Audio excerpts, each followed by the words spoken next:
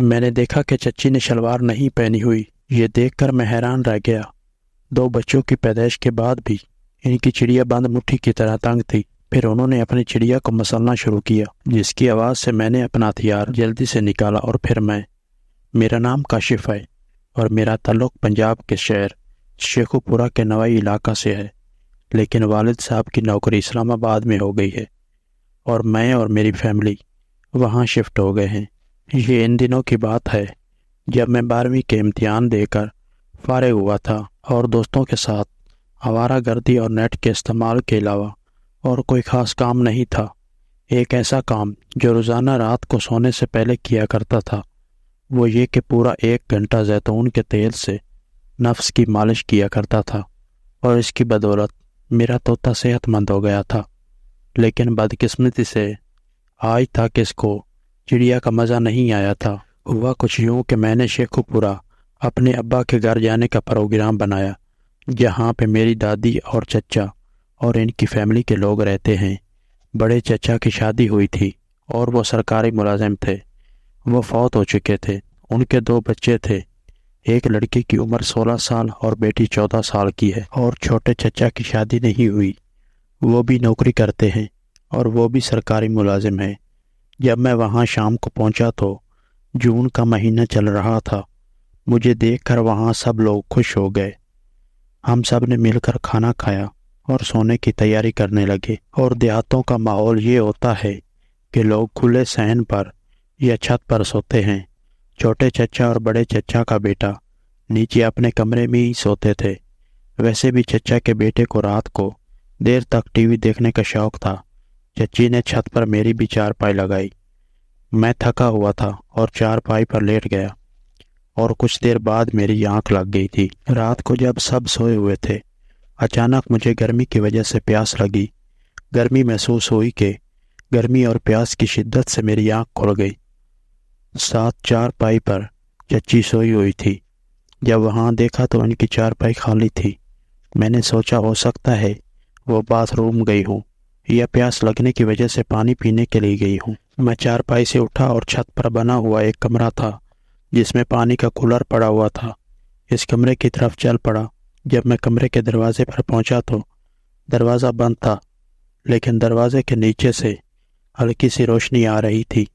میں پہلے تو حیران ہوا، چچی پانی پینے آئی ہے تو دروازہ بند کر کے کیوں پی رہی ہے؟ اور اگر وہ اندر نہیں ہے تو پھر یہ روشنی کس چیز کی ہے؟ میں نے دروازے کو ہلکا سا کھولنے کی کوشش کی تو وہ اندر سے لاک تھا۔ میں بھی اسی سوچ میں گم تھا کہ اندر سے مجھے کسی کے دروازے کی طرف چل کے آنے کی آواز آئی۔ میں نے جلدی میں وہاں دیکھا۔ مجھے کمرے کے ساتھ باہر والی سائڈ پہ ڈبہ نظر آیا، تو وہاں پر 3 فٹ جگہ خالی تھی۔ میں جلدی میں وہاں جا کے چھپ گیا۔ میرے چھپ جانے کے بعد ہلکا سا دروازہ کھولنے کی آواز آئی اور باہر کوئی نکلا اور میری طرف چل پڑا۔ میں اس ڈبے میں چھپا ہوا تھا جو کہ 4 سے 5 فٹ کا تھا۔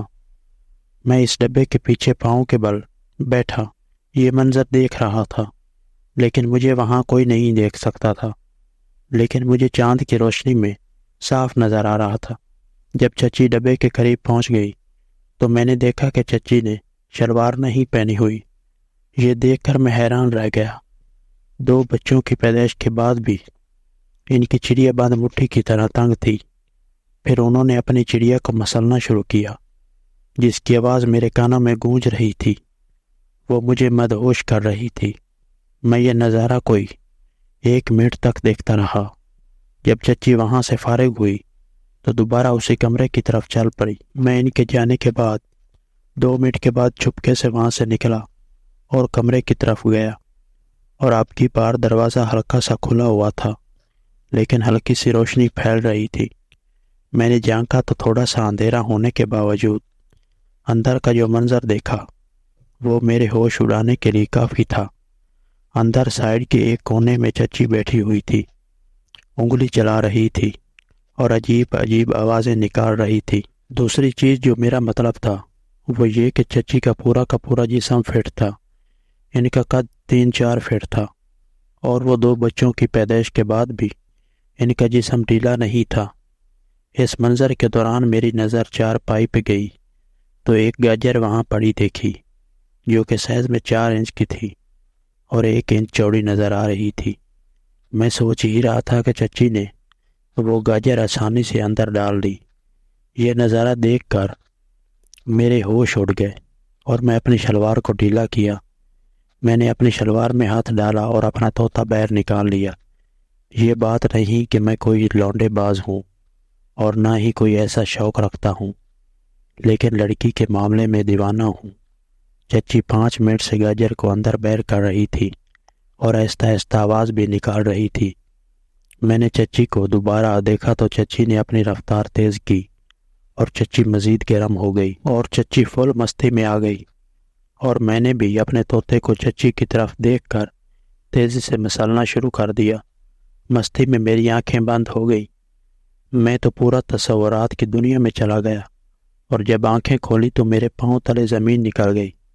جب میں نے آنکھیں کھولی تو دیکھا چچی کا رنگ اڑا ہوا تھا اور ان کی نظر میرے طوطے کی طرف تھی۔ میرے چہرے پہ بھی خوف اور شرمندگی تھی کہ چچی کی آواز میرے کانوں تک آئی، تم یہاں کیا کر رہے ہو؟